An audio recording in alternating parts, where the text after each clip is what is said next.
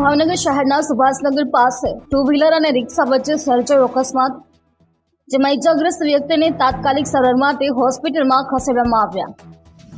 સુભાષનગર શહેર ફરતી સડક પાસે સર્જાયો અકસ્માત.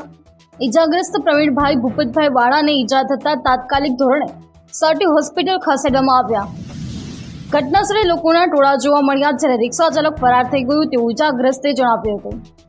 સમગ્ર ઘટનાને લઈ સટી હોસ્પિટલ પોલીસ ચોકીએ નોંધ કરી આગળની કાર્યવાહી હાથ ધરી.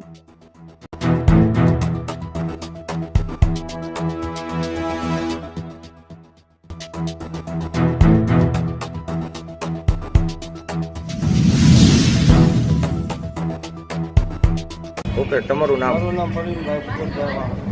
પ્રવીણભાઈ, શું બનાવ બન્યો છે? સુભાષનગરથી ચોકમાં ચાની હોટલ છે, ત્યાંથી હું ઘરે જતો હતો અને આગળ ગયો એટલે રિક્ષા આવી લોડિંગ, એ સામે મને ફટકારીને વયો ગયો. તમને કેટલા લોકોને ઈજા થઈ છે? મને એક મિનિટ છે.